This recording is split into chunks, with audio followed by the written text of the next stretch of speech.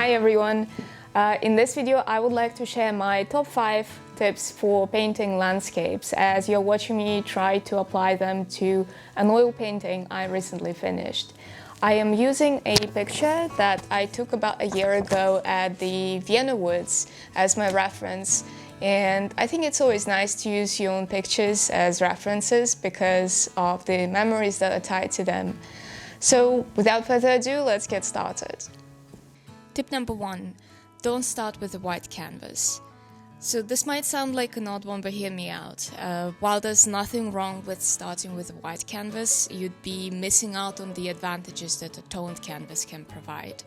Toning your canvas, meaning covering it with a flat color, is super easy and it doesn't take a lot of time, but it can give you a head start before you even start painting.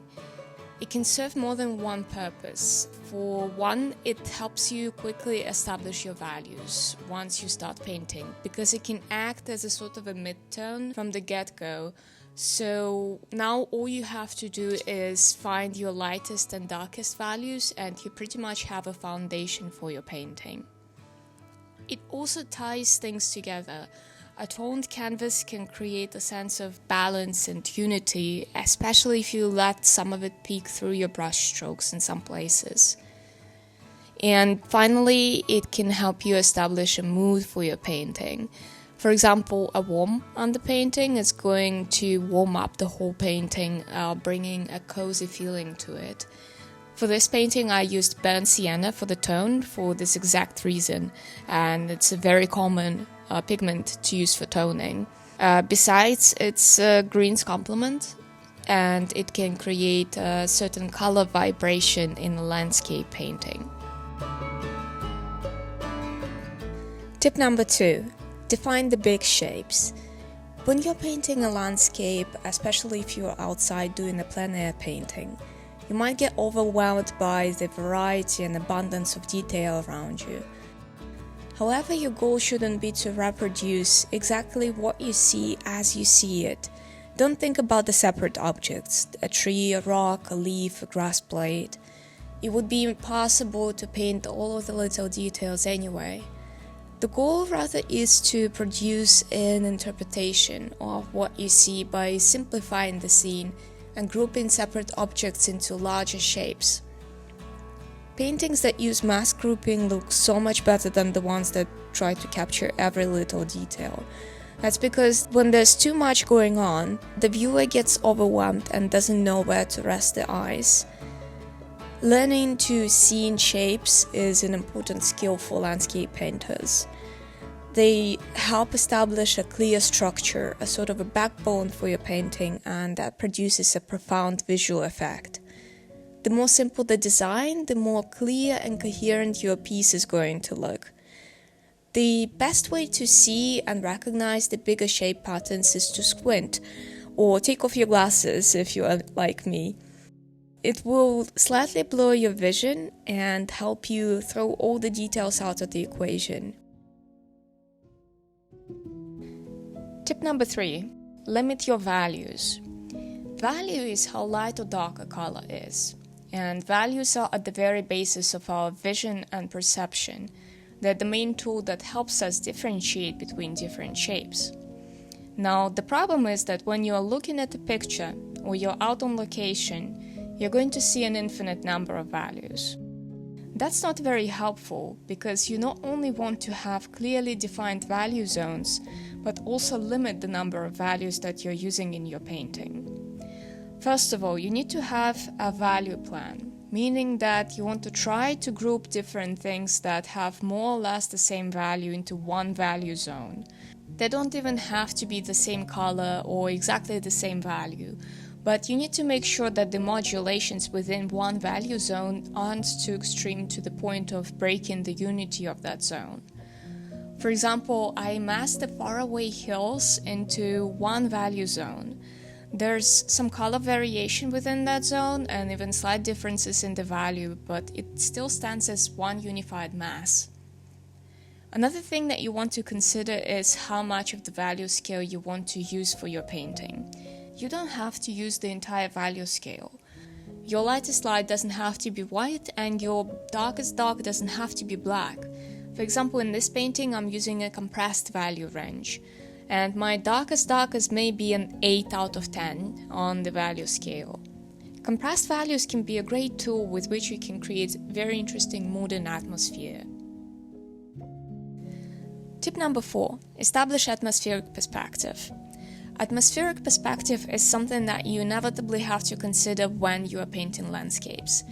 Usually we think of air as completely transparent, which might be true for things that are right in front of us. But with faraway objects like the hills in this picture, you start to see the atmosphere. As things move further away from us and into the distance, 3 things happen. 1. The value contrast softens, and usually faraway objects are lighter in value.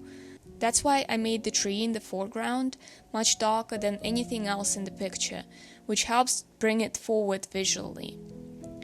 2. There's less yellow in the colors. Some artists simplify this by making faraway objects bluer in hue, and that's why as the field recedes into the distance, I'm making it a little grayer and less yellow, and the background hills are almost blue. 3. We lose detail. Again, to bring the foreground tree forward, I make it the most detailed object in the scene. Meanwhile, the church on the hill is just suggested with a couple of brush strokes. Tip number 5. Pick your focal point. When the viewer is going to look at your painting, what is the first thing you want them to see? What is the main idea of your painting? With a landscape painting, we have the power to lead the viewer's eye with certain cues, and together they make up a hierarchy of focal points. For example, with this painting, I wanted the viewer to first see the tree and then let the rows of grapevines take them to the hills and the white church on top of the hill. The tree is my primary focal point, and the church is a secondary focal point here. There are several ways to make your focal point stand out, and all of them rely on contrast. First, there's value contrast, which uses the difference between the lightest and darkest areas. For example, the area of highest contrast in this image is the tree branches against the sky. There's also shape contrast, which utilizes different shapes, for example, a jagged shape against a rounder shape, which would inevitably stand out. There's also hue contrast. If we put a red poppy flower on this yellow field, it would inevitably draw attention to itself.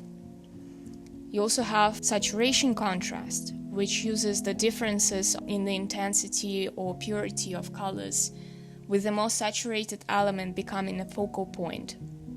You have other different kinds of contrast, such as edge contrast, that is the difference between soft and hard edges, or texture contrast, the differences in the surface of the objects in the scene. And with the landscape, you also have an additional focal point instrument. Any presence of human. Your brains are trained to notice other people, houses, or any other artificial creation. So if you put a hut in the middle of a forest, it would inevitably become a focal point. One thing you want to avoid is having every piece of the painting jump out at the viewer and fight for their attention. They're just going to confuse and overwhelm them. So try to choose one or more of these contrast tools to help you highlight your main idea, to give your viewer a starting point.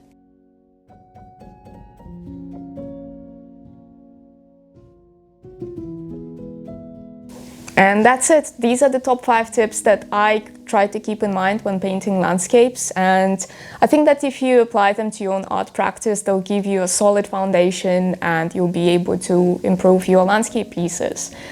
Let me know down in the comments if you have any other tips, and if you like this video, please give it a thumbs up and consider subscribing to this channel for more tips and art shenanigans. And I'll see you in the next one. Bye!